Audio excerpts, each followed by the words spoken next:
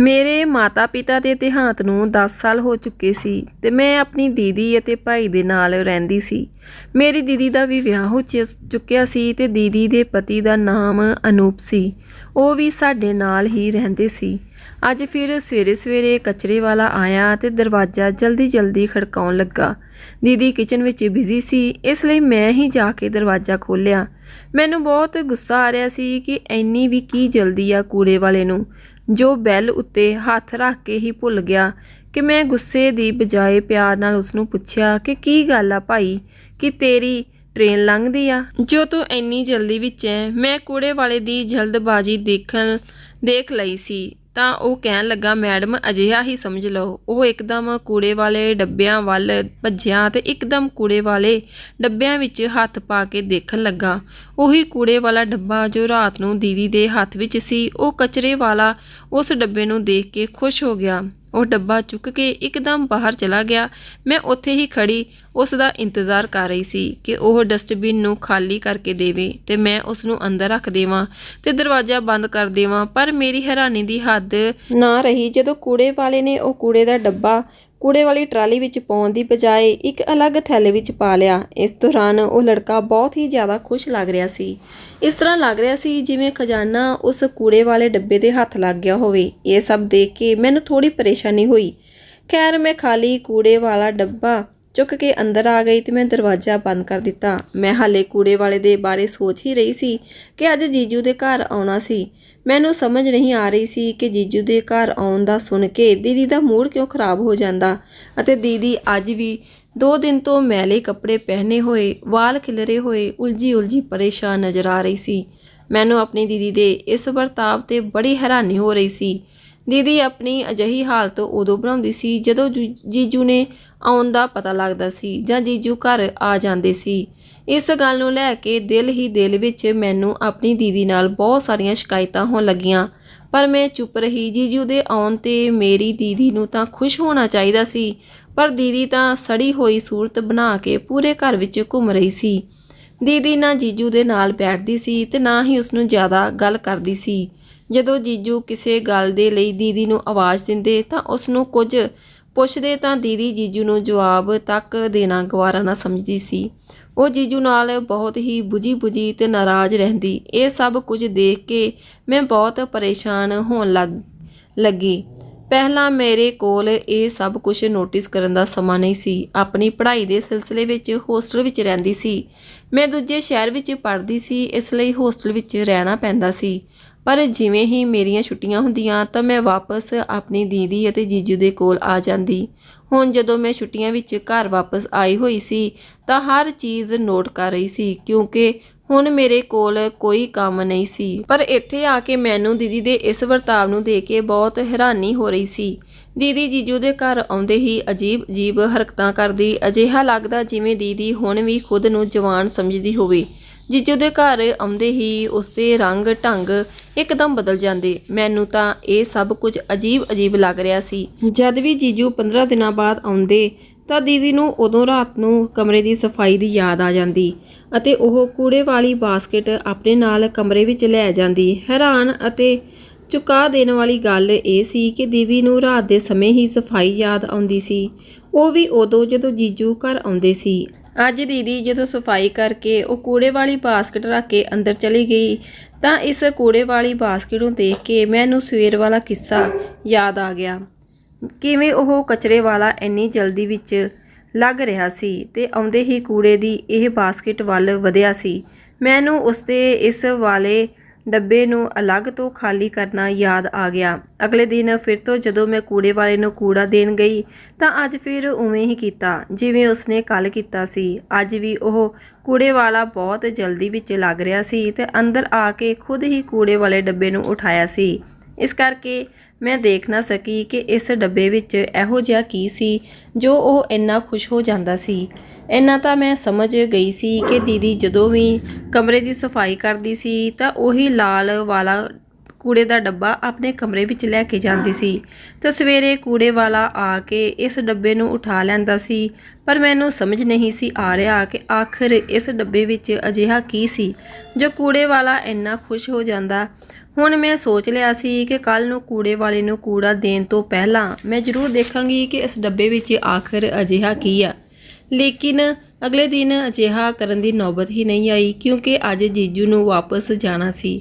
ਜੀਜੂ ਵਾਪਸ ਚਲੇ ਗਏ। ਜੀਜੂ ਦੇ ਜਾਂਦੇ ਹੀ ਦੀਦੀ ਫਿਰ ਤੋਂ ਆਪਣੀ ਨੋਰਮਲ ਰੂਟੀਨ ਤੇ ਵਾਪਸ ਆ ਗਈ। ਅੱਜ ਉਹ ਬਹੁਤ ਜ਼ਿਆਦਾ ਰਿਲੈਕਸ ਲੱਗ ਰਹੀ ਸੀ। ਨਹਾ ਧੋ ਕੇ ਸਾਫ਼ ਸੁਥਰੀ ਅਤੇ ਨਿਖਰੀ ਲੱਗ ਰਹੀ ਸੀ। ਉਹ ਮੈਲੇ ਕੱਪੜੇ ਵੀ ਉਸਨੇ ਬਦਲ ਲਏ ਸੀ। ਇਹ ਦੇਖ ਕੇ ਮੈਨੂੰ ਬਹੁਤ ਤਾਜੁਬ ਹੋਇਆ ਕਿ ਜੋ ਕੰਮ ਉਸਨੂੰ ਜੀਜੂ ਆਉਣ ਤੋਂ ਪਹਿਲਾਂ ਕਰਨਾ ਚਾਹੀਦਾ ਹੈ, ਉਹ ਕੰਮ ਉਹਨਾਂ ਨੇ ਜੀਜੂ ਦੇ ਜਾਣ ਤੋਂ ਬਾਅਦ ਕੀਤਾ। ਕਿਉਂਕਿ ਮੈਂ ਦੀਦੀ ਨਾਲ ਇਸ ਬਾਰੇ ਵਿੱਚ ਕੋਈ ਸਵਾਲ ਨਹੀਂ ਕੀਤਾ ਤੇ ਚੁੱਪ ਰਹੀ। ਅੱਜ ਕੂੜੇ ਵਾਲਾ ਆਇਆ ਤੇ ਆਉਂਦੇ ਹੀ ਮੈਨੂੰ ਪੁੱਛਣ ਲੱਗਾ, ਮੈਡਮ ਤੁਹਾਡੇ ਜੀਜੂ ਚਲੇ ਗਏ? ਮੈਂ ਉਸਨੂੰ ਕੋਈ ਜਵਾਬ ਨਾ ਦਿੱਤਾ, ਸਿਰਫ ਹਾਂ ਵਿੱਚ ਸਿਰ ਹਿਲਾ ਦਿੱਤਾ। ਮੈਨੂੰ ਇਹ ਕੂੜੇ ਵਾਲੇ ਵੀ ਬਹੁਤ ਅਜੀਬ ਹੀ ਲੱਗਦੇ ਸੀ। ਸਿਰ ਫਿਰਾ ਲੱਗ ਰਿਹਾ ਸੀ ਤੇ ਮੈਂ ਜਲਦੀ ਨਾਲ ਦਰਵਾਜ਼ਾ ਬੰਦ ਕਰ ਦਿੱਤਾ, ਕਿਉਂਕਿ ਅੱਜ ਦੇ ਸਮੇਂ ਵਿੱਚ ਲੋਕਾਂ ਦਾ ਕੋਈ ਵੀ ਭਰੋਸਾ ਨਹੀਂ ਅਤੇ ਕਿਤੇ ਜੀਜੂ ਦੀ ਵਾਪਸੀ ਦਾ ਸੁਣ ਕੇ ਉਹ ਕੂੜੇ ਵਾਲਾ ਚੋਰੀ ਦੇ ਇਰਾਦੇ ਨਾਲ ਸਾਡੇ ਘਰ ਨਾ ਆ ਘੁਸੇ ਜਾਂ ਕਿਸੇ ਹੋਰ ਬੁਰੇ ਇਰਾਦੇ ਦੇ ਨਾਲ। ਇਹ ਸੋਚ ਕੇ ਮੈਂ ਬਹੁਤ ਜ਼ਿਆਦਾ ਡਰ ਗਈ ਸੀ। ਜਦੋਂ ਤੱਕ ਜੀਜੂ ਘਰੇ ਨਹੀਂ ਸੀ ਤਾਂ ਕੂੜੇ ਵਾਲਾ ਵੀ ਲੇਟ ਆਉਂਦਾ ਤੇ ਬਿਨਾਂ ਕਿਸੇ ਖੁਸ਼ੀ ਦੇ ਬਹੁਤ ਹੀ ਆਰਾਮ ਨਾਲ ਕੂੜਾ ਉਠਾ ਕੇ ਲੈ ਜਾਂਦਾ। ਮੈਨੂੰ ਇਹ ਸਭ ਦਾ ਵਰਤਾਅ ਬਹੁਤ ਹੈਰਾਨ ਕਰ ਰਿਹਾ ਸੀ। ਕਦੇ-ਕਦੇ ਦੀਦੀ ਅਜਿਹੇ ਕੋਈ ਗੱਲ ਕਰ ਜਾਂਦੀ, ਮੈਨੂੰ ਹੈਰਾਨੀ ਹੁੰਦੀ ਕਿ ਦੀਦੀ ਇਹ ਕੀ ਬੋਲ ਰਹੀ ਆ। ਜੇ ਦੁਬਾਰਾ ਮੈਂ ਉਸਨੂੰ ਪੁੱਛਦੀ ਤਾਂ ਦੀਦੀ ਗੱਲ ਨੂੰ ਟਾਲ ਦਿੰਦੀ। ਹੁਣ ਮੈਨੂੰ ਅਜਿਹਾ ਲੱਗਣ ਲੱਗਿਆ ਸੀ ਕਿ ਸ਼ਾਇਦ ਉਹਨਾਂ ਦੀ ਤਬੀਅਤ ਖਰਾਬ ਹੈ। 15 ਦਿਨ ਪੂਰੇ ਹੋ ਗਏ ਸਨ ਤਾਂ ਜੀਜੂ ਫਿਰ ਤੋਂ ਵਾਪਸ ਆ ਗਏ। ਮੈਂ ਜੀਜੂ ਦੇ ਆਉਣ 'ਤੇ ਬਹੁਤ ਖੁਸ਼ ਸੀ, ਪਰ ਦੀਦੀ ਅੱਜ ਸੁਬਾਹ ਹੀ ਪਰੇਸ਼ਾਨ ਅਤੇ ਉਦਾਸ ਲੱਗ ਰਹੀ ਸੀ। ਜੀਜੂ ਦੇ ਆਉਣ ਨਾਲ ਦੀਦੀ ਨੂੰ ਬਿਲਕੁਲ ਵੀ ਖੁਸ਼ੀ ਨਾ ਹੁੰਦੀ ਅਤੇ ਇਹ ਗੱਲ ਦੇਖ ਕੇ ਮੈਨੂੰ ਬਹੁਤ ਬੁਰਾ ਲੱਗਦਾ ਸੀ। ਮੈਂ ਇਹੀ ਸੋਚਦੀ ਰਹਿੰਦੀ ਸੀ ਕਿ ਦੀਦੀ ਦਾ ਵਰਤਾਓ ਅਜਿਹਾ ਕਿਉਂ ਹੁੰਦਾ ਹੈ। ਉਹ ਮੇਰੇ ਜੀਜੂ ਸਾਰਾ ਦਿਨ ਘਰ ਤੋਂ ਬਾਹਰ ਜਾ ਕੇ ਸਾਡੇ ਲਈ ਮਿਹਨਤ ਕਰਦੇ ਤੇ ਸ਼ਹਿਰ ਤੋਂ ਦੂਰ ਇਕੱਲੇ ਰਹਿ ਕੇ ਵੀ ਉਹਨਾਂ ਨੂੰ ਸਾਡੀ ਫਿਕਰ ਹੁੰਦੀ ਸੀ। ਸਾਨੂੰ ਥੋੜੀ ਜਿਹੀ ਕੋਈ ਪ੍ਰੋਬਲਮ ਹੁੰਦੀ ਤਾਂ ਉਹ ਭੱਜ ਕੇ ਸਾਡੇ ਲਈ ਘਰ ਆ ਜਾਂਦੇ। ਮੈਨੂੰ ਆਪਣੇ ਜੀਜੇ ਨਾਲ ਬਹੁਤ ਮੁਹੱਬਤ ਸੀ। ਘਰ ਵਿੱਚ ਸਿਰਫ ਦੀਦੀ, ਮੈਂ ਅਤੇ ਮੇਰਾ ਛੋਟਾ ਭਾਈ ਰਹਿੰਦੇ ਸੀ। ਜੀਜੂ ਦੂਜੇ ਸ਼ਹਿਰ ਵਿੱਚ ਰਹਿੰਦੇ ਸੀ। ਸ਼ੁਰੂ ਵਿੱਚ ਤਾਂ ਦੀਦੀ ਅਜਿਹੀ ਨਹੀਂ ਸੀ, ਪਰ ਹੁਣ ਨਾ ਜਾਣੇ ਦੀਦੀ ਨੂੰ ਕੀ ਹੋਇਆ ਸੀ। ਫਿਰ ਮੈਂ ਸੋਚਿਆ ਹੋ ਸਕਦਾ ਦੀਦੀ ਅਤੇ ਜੀਜੂ ਵਿੱਚ ਕੋਈ ਨਾਰਾਜ਼ਗੀ ਚੱਲ ਰਹੀ ਹੋਵੇ ਅਤੇ ਦੀਦੀ ਜੀਜੂ ਨਾਲ ਨਾਰਾਜ਼ ਹੋਵੇ। ਅੱਜ ਵੀ ਮੈਂ ਦੀਦੀ ਨੂੰ ਆਪਣੇ ਕਮਰੇ ਦੀ ਸਫਾਈ ਦੇ ਇਰਾਦੇ ਨਾਲ ਕਚਰੇ ਦੀ ਬਾਸਕਟ ਲਿਜਾਂਦੇ ਹੋਏ ਦੇਖਿਆ ਤਾਂ ਮੇਰੇ ਦਿਮਾਗ ਵਿੱਚ ਬਹੁਤ ਸਾਰੇ ਸਵਾਲ ਆਉਣ ਲੱਗੇ। ਸੁਬਾਹ ਜਦੋਂ ਕਚਰੇ ਵਾਲਾ ਕਚਰਾ ਲੈਣ ਆਇਆ ਤਾਂ ਮੈਂ ਕਚਰੇ ਵਾਲੇ ਨੂੰ ਕਚਰਾ ਦੇਣ ਦੇ ਲਈ ਗਈ ਤਾਂ ਮੈਂ ਇਹ ਦੇਖ ਕੇ ਬੇਹੋਸ਼ ਹੁੰਦੇ ਮਹਾਂ ਬੱਚੀ। ਮੇਰਾ ਸਿਰ ਬੁਰੀ ਤਰ੍ਹਾਂ ਚੱਕਰਾ ਗਿਆ। ਮੈਂ ਦੀਵਾਰ ਦੇ ਸਹਾਰੇ ਖੁਦ ਨੂੰ ਡਿੱਗਣ ਤੋਂ ਬਚਾਇਆ। ਮੈਂ ਇਹ ਸਭ ਕੁਝ ਦੇਖ ਰਹੀ ਸੀ। ਮੈਨੂੰ ਆਪਣੀਆਂ ਅੱਖਾਂ 'ਤੇ ਵਿਸ਼ਵਾਸ ਨਹੀਂ ਸੀ ਹੋ ਰਿਹਾ।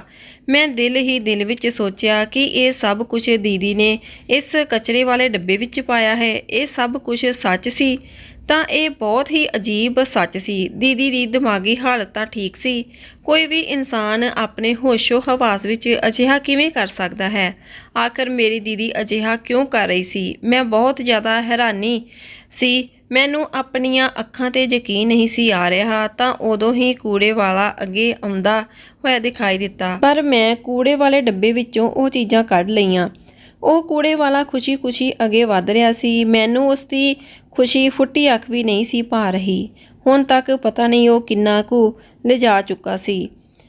ਹੁਣ ਫਿਰ ਤੋਂ ਦੰਦ ਕੱਢ ਰਿਹਾ ਸੀ, ਕਿਉਂਕਿ ਉਹ ਜੀਜੂ ਦੀ ਕਾਰ ਬਾਹਰ ਖੜੀ ਦੇਖ ਚੁੱਕਾ ਸੀ। ਜਦੋਂ ਮੈਂ ਉਸ ਕੂੜੇ ਵਾਲੇ ਨੂੰ ਡੱਬਾ ਦਿੱਤਾ ਤਾਂ ਉਸਨੇ ਕੁਝ ਤਲਾਸ਼ਣਾ ਸ਼ੁਰੂ ਕਰ ਦਿੱਤਾ। ਜਦੋਂ ਉਸਨੂੰ ਕੁਝ ਨਾ ਮਿਲਿਆ ਤਾਂ ਉਦਾਸ ਹੋ ਕੇ ਚਲਿਆ ਗਿਆ। ਮੇਰੇ ਤਨ ਬਦਨ ਵਿੱਚ ਅੱਗ ਲੱਗ ਗਈ। ਮੈਂ ਖੁਦ ਨਾਲ ਹੀ ਗੱਲਾਂ ਕਰਨੀਆਂ ਸ਼ੁਰੂ ਕਰ ਦਿੱਤੀਆਂ ਤੇ ਕਹਿਣ ਲੱਗੀ ਕਿ ਮੈਂ ਜੀਜੂ ਅਤੇ ਭਰਾ ਨੂੰ ਕਹਿ ਕੇ ਇਹ ਕੂੜੇ ਵਾਲੇ ਨੂੰ ਸਬਕ ਸਿਖਾਉਂਦੀ ਹਾਂ। ਫਿਰ ਮੈਂ ਗੁੱਸੇ ਵਿੱਚ ਅੰਦਰ ਆ ਗਈ। ਹੁਣ ਮੈਂ ਦੀਦੀ ਦੇ ਕੋਲ ਜਾ ਰਹੀ ਸੀ। ਮੈਨੂੰ ਦੀਦੀ ਤੋਂ ਆਪਣੇ ਬਹੁਤ ਸਾਰੇ ਸਵਾਲਾਂ ਦੇ ਜਵਾਬ ਲੈਣੇ ਸੀ, ਲੇਕਿਨ ਅੰਦਰ ਜਾ ਕੇ ਮੇਰਾ ਸਾਹਮਣਾ ਜੀਜੂ ਨਾਲ ਹੋ ਗਿਆ। ਉਹਨਾਂ ਨੇ ਮੈਨੂੰ ਆਪਣੇ ਨਾਲ ਬਿਠਾ ਲਿਆ। ਕੀ ਗੱਲ ਆ ਬੇਟਾ, ਬਹੁਤ ਪਰੇਸ਼ਾਨ ਲੱਗ ਰਹੀ ਆ, ਕੋਈ ਮਸਲਾ ਹੈ? ਉਹਨਾਂ ਦੇ ਪੁੱਛਣ ਦੀ ਦੇਰ ਸੀ ਕਿ ਮੈਂ ਗੁੱਸੇ ਵਿੱਚ ਬੋਲਣਾ ਸ਼ੁਰੂ ਕਰ ਦਿੱਤਾ। ਜੀਜੂ ਮੈਨੂੰ ਦੀਦੀ ਨਾਲ ਸ਼ਿਕਾਇਤ ਹੈ। ਵੈਸੇ ਤਾਂ ਉਹ ਬਹੁਤ ਖੁਸ਼ ਰਹਿੰਦੀ ਹੈ, ਪਰ ਜਿਵੇਂ ਹੀ ਤੁਸੀਂ ਘਰ ਆ ਜਾਂਦੇ ਹੋ ਤਾਂ ਉਹਨਾਂ ਦਾ ਮੂਡ ਖਰਾਬ ਹੋ ਜਾਂਦਾ ਹੈ, ਚਿੜਚਿੜਾ ਹੋ ਜਾਂਦਾ ਹੈ ਤੇ ਖੋਈ ਰਹਿੰਦੀ ਹੈ। ਮੈਨੂੰ ਅਜਿਹਾ ਲੱਗਦਾ ਜਿਵੇਂ ਦੀਦੀ ਤੁਹਾਡੇ ਆਉਣ ਨਾਲ ਬਿਲਕੁਲ ਵੀ ਖੁਸ਼ ਨਹੀਂ ਹੁੰਦੀ। ਮੈਨੂੰ ਬਹੁਤ ਦੁੱਖ ਹੁੰਦਾ ਹੈ। ਤੁਸੀਂ ਵੀ ਤਾਂ ਇਹ ਸਭ ਕੁਝ ਫੀਲ ਕੀਤਾ ਹੋਵੇਗਾ। ਮੈਂ ਇੱਕ ਹੀ ਸਾਹ ਵਿੱਚ ਸਭ ਕੁਝ ਬੋਲ ਗਈ। ਜੀਜੂ ਨੇ ਮੈਨੂੰ ਚੁੱਪ ਰਹਿਣ ਦਾ ਇਸ਼ਾਰਾ ਕੀਤਾ ਤੇ ਬਾਹਰ ਚੱਲਣ ਲਈ ਕਿਹਾ। ਸਾਡੇ ਘਰ ਦੇ ਪਿੱਛੇ ਇੱਕ ਛੋਟਾ ਜਿਹਾ ਗਾਰਡਨ ਸੀ। ਜੀਜੂ ਮੈਨੂੰ ਉੱਥੇ ਲੈ ਕੇ ਚਲੇ ਗਏ। ਬੇਟਾ, ਮੈਂ ਤੈਨੂੰ ਇਸ ਲਈ ਇੱਥੇ ਬਾਹਰ ਲੈ ਕੇ ਆਇਆ ਹਾਂ ਤਾਂ ਕਿ ਸਾਡੀ ਕੋਈ ਗੱਲ ਤੇਰੀ ਦੀਦੀ ਨਾ ਸੁਣ ਸਕੇ। ਤੇਰੀ ਦੀਦੀ ਦੇ ਲਈ ਤੂੰ ਆਪਣੇ ਦਿਲ ਵਿੱਚ ਕੋਈ ਵੀ ਗਲਤਫਹਿਮੀ ਪੈਦਾ ਨਾ ਕਰ। ਪਰ ਜੀਜੂ, ਇਹ ਗਲਤਫਹਿਮੀ ਨਹੀਂ ਬਲਕਿ ਇਹ ਸੱਚ ਹੈ। ਮੈਂ ਆਪਣੀਆਂ ਅੱਖਾਂ ਨਾਲ ਸਭ ਕੁਝ ਦੇਖਿਆ। ਤੁਸੀਂ ਉਹ ਸਭ ਤੋਂ ਅਣਜਾਣ ਹੋ। ਦੀਦੀ ਸ਼ਾਇਦ ਤੁਹਾਡੇ ਤੋਂ ਲੁਕਾਓ ਕੇ ਅਜਿਹਾ ਕਰਦੀ ਹੈ, ਪਰ ਮੈਂ ਬਹੁਤ ਪਰੇਸ਼ਾਨ ਹਾਂ। ਦੀਦੀ ਨੇ ਆਪਣੀ ਸਾਰੀ ਜ਼ਿੰਦਗੀ ਸੰਭਲ ਕੇ ਗੁਜ਼ਾਰੀ ਹੈ। ਹਰ ਚੀਜ਼ ਦਾ ਹਿਸਾਬ ਕਿਤਾਬ ਰੱਖਿਆ ਹੈ। ਛੋਟੀਆਂ ਚੀਜ਼ਾਂ 'ਤੇ ਵੀ ਖਾਸ ਤਵੱਜੋ ਦਿੱਤੀ ਹੈ। ਹੁਣ ਉਹ ਆਪਣੀ ਉਮਰ ਦੇ ਇਸ ਹਿੱਸੇ ਵਿੱਚ ਆ ਕੇ ਅਜਿਹੀਆਂ ਅਜੀਬ ਹਰਕਤਾਂ ਕਿਉਂ ਕਰਨ ਲੱਗੀ ਹੈ? ਤੇ ਤੇਰੀ ਦੀਦੀ ਆਪਣੇ ਬੱਸ ਵਿੱਚ ਨਹੀਂ। ਕੁਝ ਸਮੇਂ ਤੋਂ ਉਹ ਦਿਮਾਗੀ ਤਣਾਅ ਦਾ ਸ਼ਿਕਾਰ ਹੈ। ਜੀਜੂ ਦੀ ਗੱਲ ਤੇ ਮੈਂ ਗੁੱਸੇ ਹੋ ਗਈ ਤੇ ਮੈਂ ਉਹਨਾਂ ਨੂੰ ਕਹਿਣ ਲੱਗੀ, ਜੀਜੂ ਤੁਸੀਂ ਦੀਦੀ ਦੀ ਸਾਈਡ ਨਾ ਲਵੋ। ਤੁਸੀਂ ਇੰਨੇ ਕਮਜ਼ੋਰ ਕਦੋਂ ਤੋਂ ਹੋ ਗਏ ਕਿ ਗਲਤ ਗੱਲ 'ਤੇ ਵੀ ਤੁਸੀਂ ਉਹਨਾਂ ਦੀ ਤਰਫਦਾਰੀ ਕਰ ਰਹੇ ਹੋ? ਆਖਿਰ ਅਜਿਹੀ ਕਿਹੜੀ ਗੱਲ ਹੈ? ਤੁਸੀਂ ਇੰਨੇ ਮਜਬੂਰ ਹੋ ਗਏ ਅਤੇ ਦੀਦੀ ਦੀ ਗਲਤੀ 'ਤੇ ਪਰਦਾ ਪਾ ਰਹੇ ਹੋ। ਬੇਟਾ, ਮੈਂ ਕੋਈ ਗਲਤੀ 'ਤੇ ਪਰਦਾ ਨਹੀਂ ਪਾ ਰਿਹਾ, ਨਾ ਹੀ ਮੈਂ ਉਸ ਦੀ ਸਾਈਡ ਲੈ ਰਿਹਾ ਹਾਂ। ਤੂੰ ਇੱਕ ਵਾਰ ਧਿਆਨ ਨਾਲ ਮੇਰੀ ਗੱਲ ਸੁਣ, ਫਿਰ ਤੇਰੀਆਂ ਸਾਰੀਆਂ ਸ਼ਿਕਾਇਤਾਂ ਦੂਰ ਹੋ ਜਾਣਗੀਆਂ। ਪਰ ਜੀਜੂ, ਤੁਸੀਂ ਇਹ ਸਭ ਕੁਝ ਦੇਖੋ। ਅੱਜ ਸਵੇਰ ਜਦੋਂ ਮੈਂ ਕੂੜੇ ਵਾਲੇ ਨੂੰ ਕੂੜਾ ਦੇਣ ਲੱਗੀ ਤਾਂ ਮੈਂ ਕੂੜੇ ਦੀ ਬਾਸਕਟ ਵਿੱਚ ਇਹ ਸਭ ਦੇਖਿਆ ਤਾਂ ਮੈਂ ਹੈਰਾਨ ਰਹਿ ਗਈ। ਰਾਤ ਨੂੰ ਦੀਦੀ ਆਪਣੇ ਕਮਰੇ ਦੀ ਸਫਾਈ ਦੇ ਬਹਾਨੇ ਕਚਰੇ ਦਾ ਇਹ ਵਾਲਾ ਡੱਬਾ ਅੰਦਰ ਲੈ ਜਾਂਦੀ ਹੈ। ਇਹ ਸਭ ਬਾਸਕਟ ਵਿੱਚ ਅਜਿਹੀਆਂ ਚੀਜ਼ਾਂ ਪਾ ਦਿੰਦੀ ਹੈ ਤੇ ਪਤਾ ਨਹੀਂ ਕਦੋਂ ਤੋਂ ਇਹ ਸਭ ਕੁਝ ਕਰਦੀ ਆ ਰਹੀ ਹੈ। ਕੂੜੇ ਵਾਲੇ ਦੀ ਤਾਂ ਐਸ਼ ਹੋ ਰਹੀ ਹੈ। ਮੇਰੀ ਦੀਦੀ ਇੰਨੀ ਲਾਪਰਵਾਹ ਤਾਂ ਕਦੇ ਵੀ ਨਹੀਂ ਸੀ। ਹੁਣ ਉਹਨਾਂ ਨੂੰ ਅਜਿਹਾ ਕੀ ਹੋ ਗਿਆ ਸੀ ਕਿ ਕਚਰੇ ਦੇ ਬਾਸਕਟ ਵਿੱਚ ਆਪਣੇ ਪੈਸੇ ਤੇ ਤੁਹਾਡੇ ਵੱਲੋਂ ਲਿਆਂਦੇ ਹੋਏ ਮਹਿੰਗੇ ਗਿਫਟ ਪਾ ਦਿੰਦੀ ਹੈ। ਤੁਹਾਡੀ ਅਤੇ ਦੀਦੀ ਦੇ ਵਿਆਹ ਦੀਆਂ ਫੋਟੋਆਂ 2 ਟੁਕੜਿਆਂ ਵਿੱਚ ਫਟੀਆਂ ਹੋਈਆਂ ਕੂੜੇ ਦੇ ਡੱਬੇ ਵਿੱਚੋਂ ਪਈਆਂ ਸਨ। ਕੱਲ੍ਹ ਹੀ ਤਾਂ ਇਹ ਸਭ ਮਹਿੰਗਾ ਵਾਲਾ ਸੈੱਟ ਤੁਸੀਂ ਦੀਦੀ ਦੇ ਲਈ ਲਿਆਏ ਸੀ। ਕੀ ਹੋ ਗਿਆ ਦੀਦੀ ਨੂੰ? ਆਖਰ ਦੀਦੀ ਅਜਿਹਾ ਕਿਉਂ ਕਰ ਰਹੀ ਹੈ? ਮੈਨੂੰ ਕੁਝ ਵੀ ਸਮਝ ਨਹੀਂ ਆ ਰਿਹਾ। ਮੈਂ ਆਪਣਾ ਸਿਰ ਫੜ ਕੇ ਬੈਠ ਗਈ। ਪਰ ਤੁਸੀਂ ਕੁਝ ਜਾਣਦੇ ਹੋ ਤਾਂ ਪਲੀਜ਼ ਮੈਨੂੰ ਦੱਸੋ। ਮੇਰੀ ਪਰੇਸ਼ਾਨੀ ਦੂਰ ਕਰੋ। ਕਿਵੇਂ ਕੋਈ ਔਰਤ ਇੰਨੇ ਮਹਿੰਗੇ, ਇੰਨੇ ਕੀਮਤੀ ਗਿਫਟ ਅਤੇ ਪੈਸੇ ਕੂੜੇ ਵਾਲੇ ਡੱਬੇ ਵਿੱਚ ਪਾ ਸਕਦੀ ਹੈ? ਬੇਟਾ, ਅੱਜ ਤੋਂ ਮੈਂ ਤੈਨੂੰ ਸਭ ਕੁਝ ਸੱਚ ਦੱਸ ਦਿੰਦਾ ਹਾਂ। ਤੇਰੀ ਦੀਦੀ ਇਸ ਸਮੇਂ ਇੱਕ ਦਿਮਾਗੀ ਬਿਮਾਰੀ ਨਾਲ ਗੁਜ਼ਰ ਰਹੀ ਆ। ਤੂੰ ਡਬਲ ਪਰਸਨੈਲਿਟੀ ਡਿਸਆਰਡਰ ਦਾ ਨਾਮ ਸੁਣਿਆ ਹੋਵੇਗਾ, ਪੜ੍ਹਿਆ ਵੀ ਹੋਵੇਗਾ ਕਿਉਂਕਿ ਤੂੰ ਸਾਈਕੋਲੋਜੀ ਦੀ ਸਟੂਡੈਂਟ ਆ। ਤੇਰੀ ਦੀਦੀ ਮਲਟੀਪਲ ਪਰਸਨੈਲਿਟੀ ਡਿਸਆਰਡਰ ਦਾ ਸ਼ਿਕਾਰ ਹੋ ਰਹੀ ਹੈ। ਇਸ ਵਿੱਚ ਇਨਸਾਨ ਖੁਦ ਨੂੰ ਅਲੱਗ-ਅਲੱਗ ਰੂਪ ਵਿੱਚ ਢਾਲ ਲੈਂਦਾ ਹੈ। ਉਹ ਇੱਕ ਹੀ ਸਮੇਂ ਵਿੱਚ ਆਪਣੇ ਕਈ ਰੂਪ ਜਿਉਂਦੀ ਹੈ। ਇਸ ਬਿਮਾਰੀ ਦੇ ਮਰੀਜ਼ ਖੁਦ ਨੂੰ ਅਲੱਗ-ਅਲੱਗ ਰੂਪ ਦੇ ਕੇ ਅਲੱਗ-ਅਲੱਗ ਇਨਸਾਨ ਸਮਝਣ ਲੱਗਦੇ ਹਨ।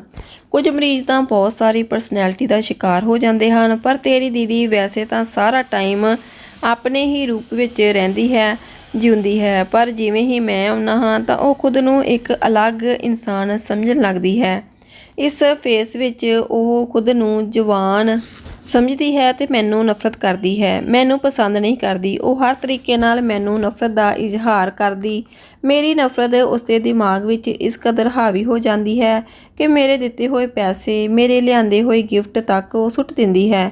ਉਹਨਾਂ ਨੂੰ ਇਸਤੇਮਾਲ ਵੀ ਨਹੀਂ ਕਰਦੀ। ਜਦੋਂ ਤੱਕ ਮੈਂ ਘਰ ਵਿੱਚ ਰਹਿਣਾ ਤਾਂ ਪੂਰਾ ਹਫ਼ਤਾ ਤੇਰੀ ਦੀਦੀ ਇਸ ਫੇਜ਼ ਵਿੱਚ ਰਹਿੰਦੀ ਹੈ। ਤੈਨੂੰ ਹੀ ਜਿਵੇਂ ਹੀ ਮੈਂ ਚਲਾ ਜਾਂਦਾ ਹਾਂ ਫਿਰ ਤੋਂ ਉਹ ਆਪਣੇ ਰੂਪ ਵਿੱਚ ਵਾਪਸ ਆ ਜਾਂਦੀ ਹੈ। ਇਹ ਸਭ ਇਸ ਵਿੱਚ ਉਸਦੀ ਕੋਈ ਗਲਤੀ ਨਹੀਂ, ਬਲਕਿ ਉਹ ਤਾਂ ਬਿਮਾਰ ਆ। ਉਹ ਵਿਚਾਰੀ ਤਾਂ ਖੁਦ ਨਹੀਂ ਉਸਨੂੰ ਪਤਾ ਕਿ ਉਹ ਆਪਣੇ ਨਾਲ ਕੀ ਕਰ ਰਹੀ ਹੈ। ਕਹਿਣ ਨੂੰ ਤਾਂ ਤੈਨੂੰ ਇਹ ਸਾਰੀਆਂ ਗੱਲਾਂ ਕਹਾਣੀਆਂ ਵਰਗੀਆਂ ਲੱਗਦੀਆਂ ਹੋਣਗੀਆਂ ਜਾਂ ਸਿਰਫ ਕਿਤਾਬੀ ਗੱਲਾਂ ਲੱਗਦੀਆਂ ਹੋਣਗੀਆਂ, ਪਰ ਸੱਚਾਈ ਇਹੀ ਹੈ। ਤਾਂ ਤੇਰੀ ਦੀਦੀ ਨੂੰ ਇਸ ਲਈ ਕੁਝ ਨਹੀਂ ਬੋਲਦਾ। ਇਹੀ ਵਜ੍ਹਾ ਹੈ ਕਿ ਮੈਂ ਉਸਦੀ ਬੇਰੁਖੀ ਨਫ਼ਰਤ ਬਰਦਾਸ਼ਤ ਕਰ ਜਾਂਦਾ ਹਾਂ। ਤੇਰੀ ਦੀਦੀ ਨੇ ਸਾਰੀ ਜ਼ਿੰਦਗੀ ਸਾਡੇ ਲਈ ਇੰਨਾ ਕੁਝ ਕੀਤਾ, ਆਪਾਂ ਉਸਦੇ ਲਈ ਇੰਨਾ ਨਹੀਂ ਕਰ ਸਕਦੇ। ਜੀਜੂ ਦੀਆਂ ਗੱਲਾਂ ਸੁਣ ਕੇ ਤਾਂ ਮੇਰੀਆਂ ਅੱਖਾਂ ਫਟੀਆਂ ਦੀਆਂ ਫਟੀਆਂ ਰਹਿ ਗਈਆਂ। ਮੈਨੂੰ ਯਕੀਨ ਨਹੀਂ ਆ ਰਿਹਾ ਸੀ ਕਿ ਸੱਚ ਵਿੱਚ ਜੋ ਕੁਝ ਮੈਂ ਹੁਣ ਤੱਕ ਪੜ੍ਹਦੀ ਆ ਰਹੀ ਸੀ ਅਜਿਹਾ ਸੱਚ ਵੀ ਹੁੰਦਾ ਹੈ। ਬਲਕਿ ਕਿਤੇ ਹੋਰ ਨਹੀਂ, ਇਸ ਦੀ ਜਿਉਂਦੀ ਜਾਗਦੀ ਮਿਸਾਲ ਮੇਰੀਆਂ ਅੱਖਾਂ ਦੇ ਸਾਹਮਣੇ ਸੀ, ਉਹ ਵੀ ਮੇਰੀ ਜਾਨ ਤੋਂ ਪਿਆਰੀ ਭੈਣ ਦੇ ਰੂਪ ਵਿੱਚ। ਮੈਨੂੰ ਬਹੁਤ ਜ਼ਿਆਦਾ ਹੈਰਾਨੀ ਹੋਈ। ਹੁਣ ਤੱਕ ਮੈਂ ਸ਼ੱਕ ਵਿੱਚ ਉੱਥੇ ਹੀ ਜੰਮੀ ਬੈਠੀ ਸੀ।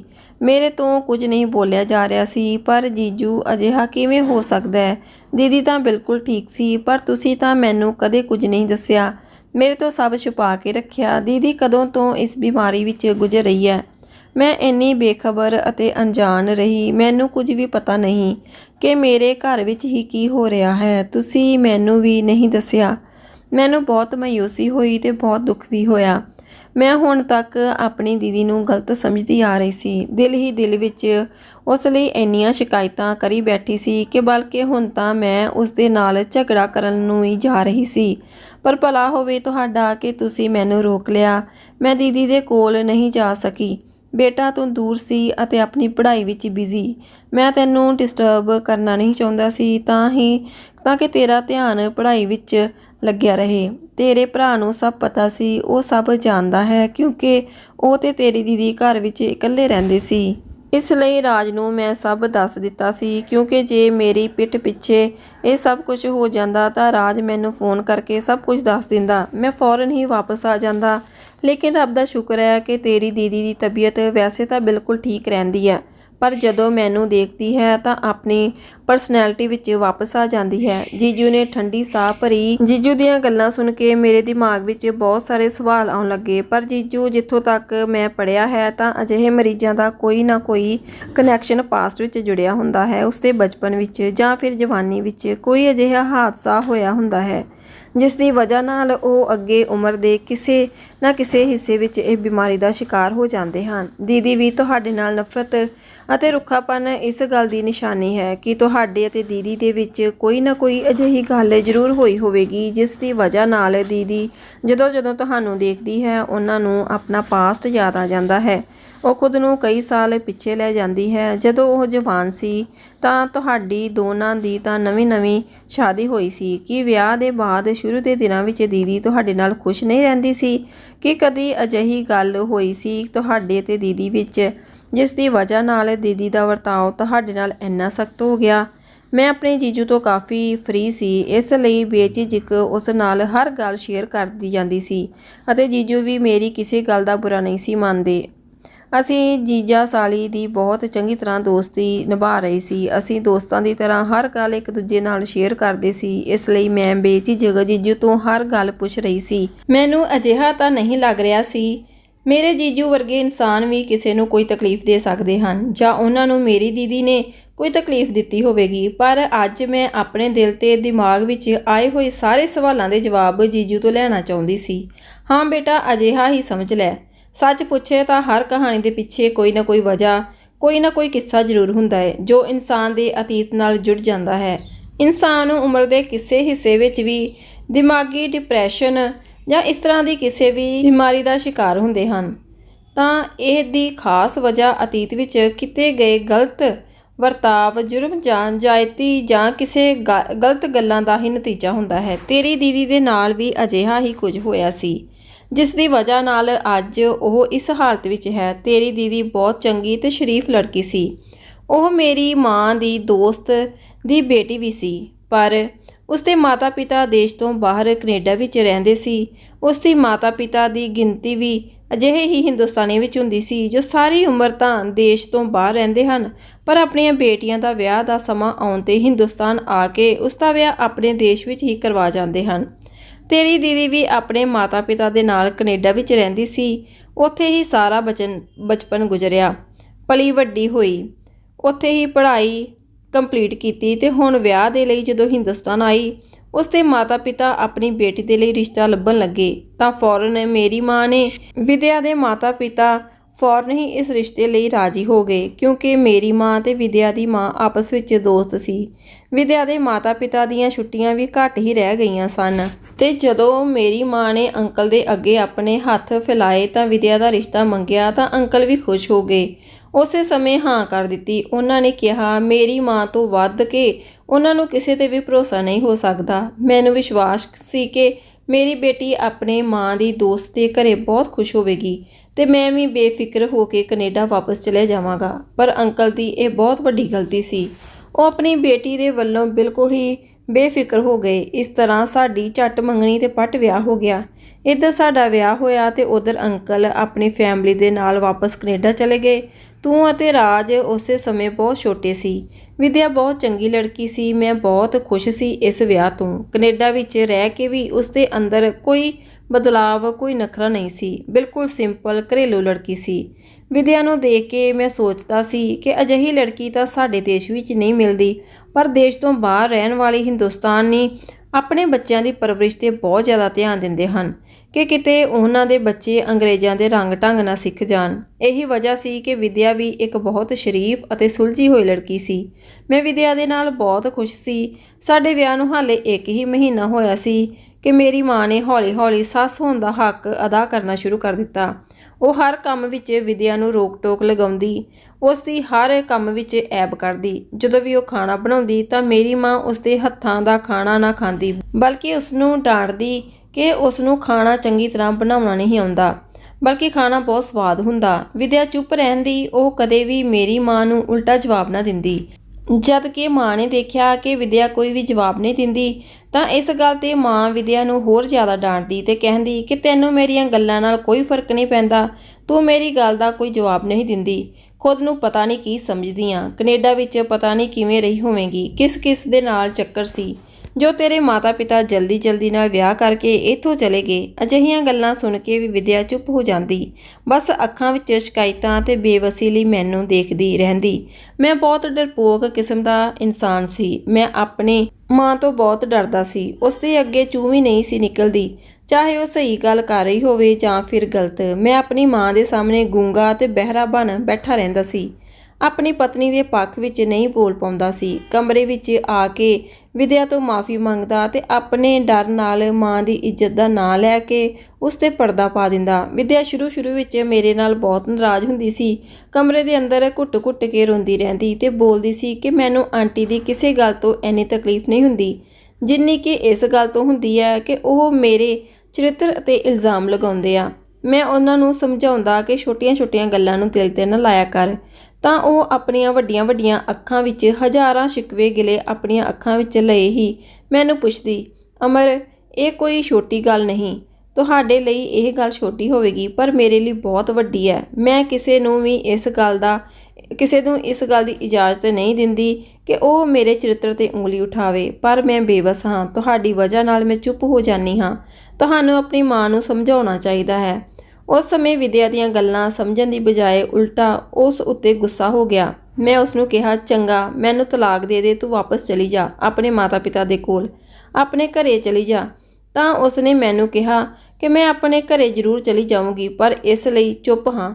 ਮੇਰਾ ਅਜਿਹਾ ਕਰਨ ਨਾਲ ਮੇਰੇ ਮਾਤਾ-ਪਿਤਾ ਦੀ ਪਰਵਰਿਸ਼ 'ਤੇ ਉਂਗਲੀ ਉੱਠੇਗੀ। ਲੋਕ ਕਹਿਣਗੇ ਕਿ ਦੇਸ਼ ਤੋਂ ਬਾਹਰ ਰਹਿੰਦੀ ਸੀ, ਲੜਕੀ ਦੇ ਚਾਲ ਚੱਲਣ ਚੰਗੇ ਨਹੀਂ ਸੀ, ਆਜ਼ਾਦੀ ਦੀ ਜ਼ਿੰਦਗੀ ਗੁਜ਼ਾਰਦੀ ਸੀ, ਵਿਆਹ ਦੇ ਨਾਮ 'ਤੇ ਇਸ ਘਰ ਵਿੱਚ ਨਹੀਂ ਰਹਿ ਪਾਈ, ਆਪਣੀ ਸੱਸ ਅਤੇ ਪਤੀ ਨਾਲ ਨਹੀਂ ਬਣ ਸਕੀ, ਇਸ ਲਈ ਤਲਾਕ ਦੇ ਕੇ ਚਲੀ ਗਈ। ਦੇਸ਼ ਤੋਂ ਬਾਹਰ ਰਹਿਣ ਵਾਲੀਆਂ ਕੁੜੀਆਂ ਵਿਆਹ ਨਹੀਂ ਨਿਭਾ ਪਾਉਂਦੀਆਂ। ਮੈਂ ਲੋਕਾਂ ਨੂੰ ਅਜਿਹਾ ਮੌਕਾ ਨਹੀਂ ਦੇਣਾ ਚਾਹੁੰਦੀ ਸੀ ਕਿ ਕੋਈ ਮੇਰੇ ਬਾਰੇ ਵਿੱਚ ਅਜਿਹੀਆਂ ਗੱਲਾਂ ਕਰੇ ਜਾਂ ਕੋਈ ਮੇਰੇ ਮਾਤਾ-ਪਿਤਾ ਦੀ ਪਰਵਰਿਸ਼ 'ਤੇ ਉਂਗਲ ਉਠਾਵੇ। ਸਿਰਫ ਇਸ ਲਈ ਇਹ ਜ਼ਹਿਰ ਦਾ ਘੁੱਟ ਪੀ ਰਹੀ ਹਾਂ।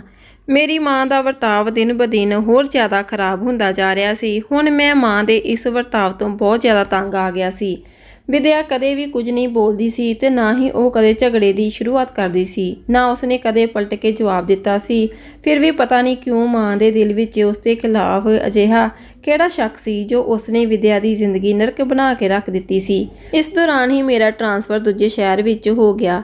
ਮੈਂ ਰੱਬ ਦਾ ਸ਼ੁਕਰ ਅਦਾ ਕੀਤਾ ਤੇ ਸੋਚਣ ਲੱਗਾ ਕਿ ਹੁਣ ਵਿਦਿਆ ਨੂੰ ਆਪਣੇ ਨਾਲ ਲੈ ਕੇ ਚਲਾ ਜਾਵਾਂਗਾ। ਉਹ ਤੇ ਮੈਂ ਹੁਣ ਦੋਵੇਂ ਆਜ਼ਾਦ ਹੋ ਜਾਵਾਂਗੇ। ਵਿਦਿਆ ਨੂੰ ਵੀ ਮਾਂ ਦੀਆਂ ਗੱਲਾਂ ਤੋਂ ਛੁਟਕਾਰਾ ਮਿਲ ਜਾਵੇਗਾ ਕਿਉਂਕਿ ਮਾਂ ਤਾਂ ਆਪਣਾ ਘਰ ਕਦੇ ਨਹੀਂ ਛੱਡ ਸਕੇਗੀ, ਕਿਉਂਕਿ ਇਸ ਘਰ ਵਿੱਚ ਪਿਤਾ ਜੀ ਦੀਆਂ ਯਾਦਾਂ ਅਤੇ ਮਾਂ ਦੀਆਂ ਬਹੁਤ ਯਾਦਾਂ ਸਨ। ਪਰ ਮੈਂ ਇਸ ਵਾਰ ਵੀ ਗਲਤ ਸੀ। ਮਾਂ ਨੇ ਆਪਣਾ ਘਰ ਖੁਦ ਤਾਂ ਨਹੀਂ ਛੱਡਿਆ ਤੇ ਨਾ ਹੀ ਵਿਦਿਆ ਨੂੰ ਮੇਰੇ ਨਾਲ ਜਾਣ ਦਿੱਤਾ। ਕਹਿਣ ਲੱਗੀ ਕਿ ਤੂੰ ਛੁੱਟੀਆਂ ਵਿੱਚ ਆਉਂਦੇ ਰਹਿਣਾ, ਵਿਦਿਆ ਕਿਤੇ ਨਹੀਂ ਜਾਵੇਗੀ, ਇਹ ਮੇਰੇ ਨਾਲ ਹੀ ਰਹੂਗੀ। ਤੂੰ ਤਾਂ ਕੰਮ ਤੇ ਚਲਾ ਜਾਵੇਂਗਾ, ਤੇਰੇ ਪਿੱਛੇ ਇਹ ਘਰ ਵਿੱਚ ਇਕੱਲੀ ਹੋਵੇਗੀ। ਪਤਾ ਨਹੀਂ ਕਿਵੇਂ ਕਿਵੇਂ ਦੇ ਲੋਕ ਰਹਿੰਦੇ ਨੇ ਇਸ ਦੁਨੀਆ ਵਿੱਚ, ਤੇ ਤੇਰੀ ਪਤਨੀ ਤਾਂ ਵੈਸੇ ਵੀ ਖੁੱਲੇ ਹੋਏ ਮਾਹੌਲ ਵਿੱਚ ਪਲੀ ਵਧੀ ਆ। ਅੱਜ ਦੇ ਦੌਰ ਵਿੱਚ ਕਿਸੇ ਦਾ ਕੋਈ ਭਰੋਸਾ ਨਹੀਂ।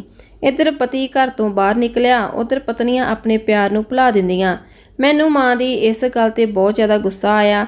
ਮਾਂ ਪਲੀਜ਼ ਤੁਸੀਂ ਕੁਝ ਸੋਚ ਸਮਝ ਕੇ ਬੋਲਿਆ ਕਰੋ। ਵਿਦਿਆ ਮੇਰੀ ਪਤਨੀ ਹੈ, ਮੈਂ ਬਿਲਕੁਲ ਵੀ ਬਰਦਾਸ਼ਤ ਨਹੀਂ ਕਰੂੰਗਾ ਕਿ ਕੋਈ ਇਸ ਦੇ ਬਾਰੇ ਵਿੱਚ ਅਜਿਹੀਆਂ ਗੱਲਾਂ ਕਰੇ ਤਾਂ ਇਸ ਉੱਤੇ ਗਲਤ ਇਲਜ਼ਾਮ ਲਗਾਵੇ। ਪਹਿਲੀ ਵਾਰ ਮੈਂ ਹਿੰਮਤ ਕਰਕੇ ਮਾਂ ਨੂੰ ਜਵਾਬ ਦਿੱਤਾ, ਪਰ ਉਸ ਦਾ ਨਤੀਜਾ ਬਹੁਤ ਬੁਰਾ ਹੋਇਆ। ਉਸ ਤੋਂ ਬਾਅਦ ਮਾਂ ਨੇ ਮੈਨੂੰ ਤਾਂ ਜੋ ਸੁਣਾਈ ਉਹ ਸੁਣਾਈ। ਵਿਦਿਆ ਦੇ ਨਾਲ ਉਹਨਾਂ ਦਾ ਵਰਤਾਓ ਹੋਰ ਵੀ ਜ਼ਿਆਦਾ ਬੁਰਾ ਹੋ ਗਿਆ। ਵਿਦਿਆ ਦੀਆਂ ਅੱਖਾਂ ਹੰਝੂਆਂ ਨਾਲ ਭਰ ਗਈਆਂ। ਮੈਂ ਮਾਂ ਨੂੰ ਬਹੁਤ ਸਮਝਾਉਣ ਦੀ ਕੋਸ਼ਿਸ਼ ਕੀਤੀ, ਪਰ ਉਹ ਆਪਣੀ ਜਿੱਦ ਤੇ ਪੱਕੀ ਰਹੀ। ਇਸ ਤਰ੍ਹਾਂ ਮੈਂ ਵਿਦਿਆ ਨੂੰ ਆਪਣੀ ਮਾਂ ਦੇ ਨਾਲ ਇਕੱਲਾ ਛੱਡ ਕੇ ਦੂਜੇ ਸ਼ਹਿਰ ਵਿੱਚ ਗਿਆ ਤੇ ਘਰ ਦੇ ਹਾਲਾਤ ਤੋਂ ਮੈਂ ਵੀ ਬਹੁਤ ਜ਼ਿਆਦਾ ਤੰਗ ਆ ਗਿਆ ਸੀ।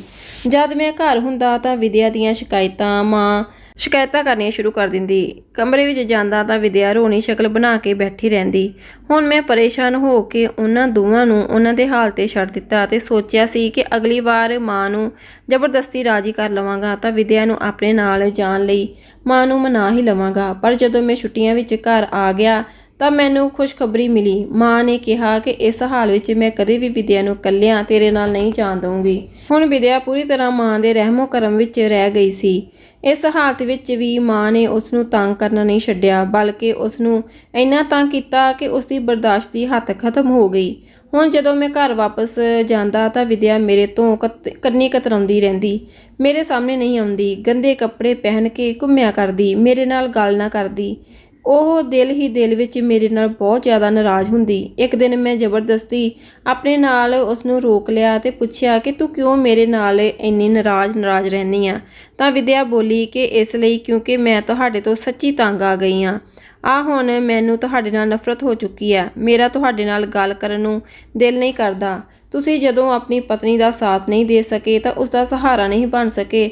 ਉਸ ਉੱਤੇ ਇਲਜ਼ਾਮ ਲਗਾਉਣ ਵਾਲੇ ਲੋਕਾਂ ਨੂੰ ਰੋਕ ਨਹੀਂ ਸਕਦੇ, ਸਹੀ ਜਾਂ ਗਲਤ ਨਹੀਂ ਦੱਸ ਸਕਦੇ। ਉਹ ਮਰਦ ਕਿਸ ਕੰਮ ਦਾ? ਅਜਿਹੇ ਕਮਜ਼ੋਰ ਮਰਦ ਨਾਲ ਵਿਆਹ ਕਰਵਾਉਣ ਤੋਂ ਚੰਗਾ ਹੈ ਕਿ ਮੈਂ ਕੁਆਰੀ ਹੀ ਰਹਿੰਦੀ ਤੇ ਸਾਰੀ ਜ਼ਿੰਦਗੀ ਆਪਣੇ ਮਾਤਾ ਪਿਤਾ ਦੀ ਦਹਲੀਜ਼ ਤੇ ਹੀ ਬੈਠੀ ਰਹਿੰਦੀ।